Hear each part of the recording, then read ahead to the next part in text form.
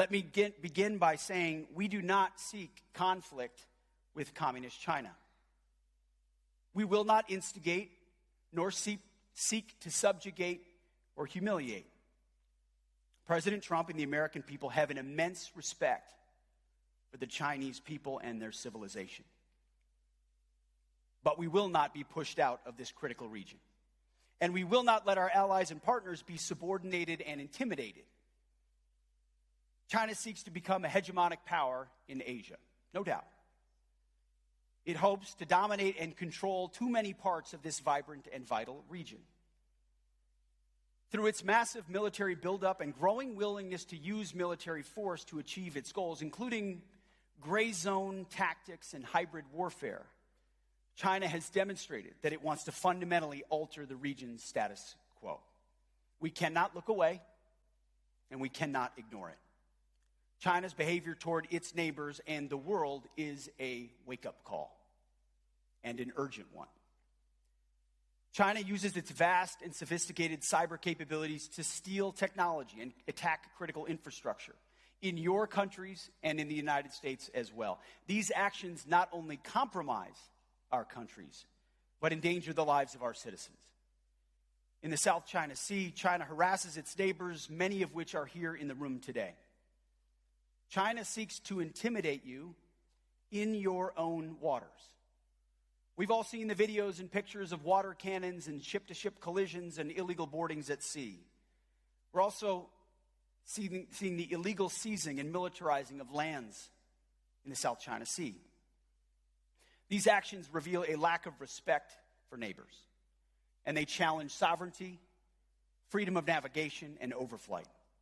We are watching very closely China's destabilizing actions.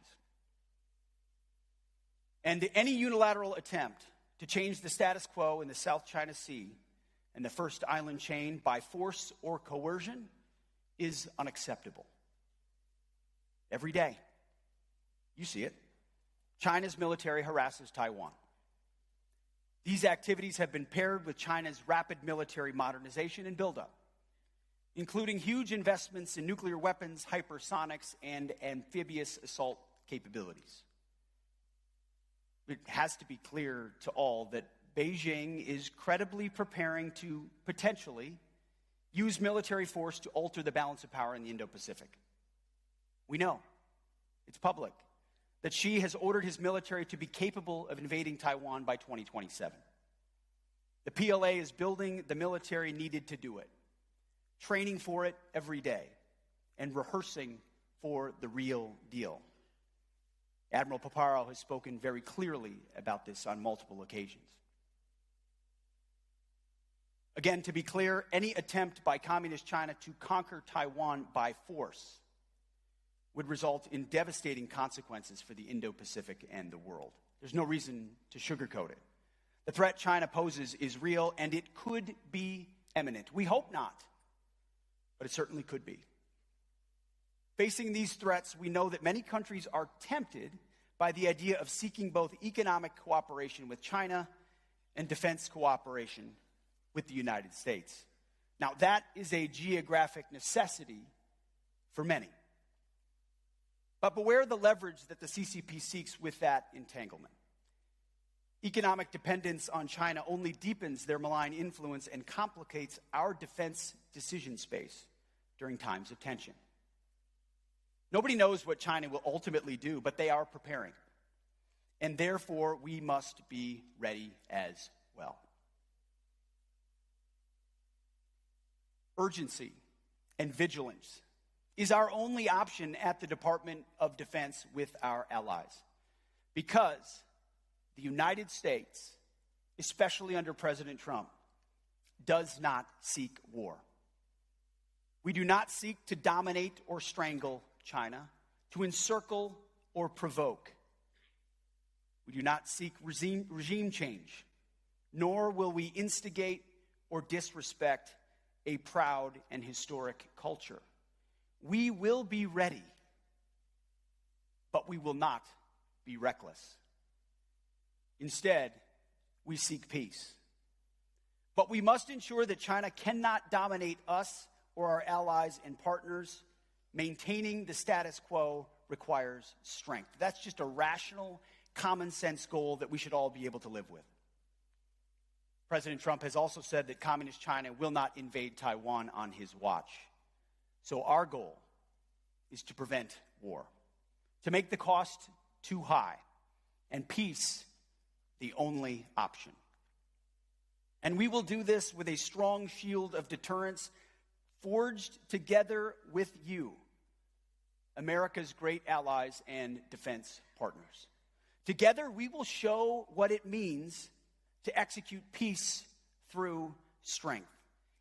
In many ways, seen and unseen, overt and covert. But if deterrence fails, and if called upon by my commander-in-chief, we are prepared to do what the Department of Defense does best, to fight and win decisively. And as I've said many times before, and it's important for this room to hear today and all the world, America first certainly does not mean America alone. Especially alongside so many of our allies, model allies like Poland, Israel, and the Gulf states, the Baltic states. And it does not mean ignoring the world. As you have all seen, President Trump is committed to a lasting and durable peace in Ukraine. And with an unwavering commitment to ensure Iran never has nuclear weapons, he seeks a strong and verifiable negotiated deal. The other option is regional war, or worse. As we shift our focus to this region, and as Europe steps up and takes greater ownership for its own security, President Trump and I will be counting on you, on this room, our allies and partners, to be force multipliers for peace alongside the United States. We ask, and indeed we insist, that our allies and partners do their part on defense. Sometimes that means having uncomfortable and tough conversations. Partners owe it to each other to be honest and to be realistic, as many of you have been with me in the past few days, and I with you. This is the essence of a pragmatic, common-sense defense policy. But you will also see that we are and will remain loyal to our allies and partners. The military-to-military relationship between many of our countries goes back decades, and in some cases, centuries. In fact, the only way to ensure lasting alliances and partnerships is to make sure that each side does its part and sees the benefit.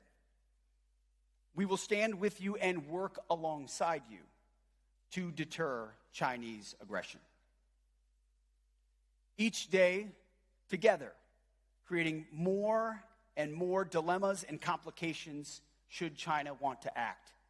Should they decide to overturn the status quo. More dilemmas, more complications, more questions, more concerns, more variables, more reasons to say it's not worth it. No one should doubt America's commitment to our Indo-Pacific allies and partners. We will continue to wrap our arms around our friends and find new ways to work together, not only our treaty allies here, but also our key defense partners in ASEAN and across the Indo-Pacific.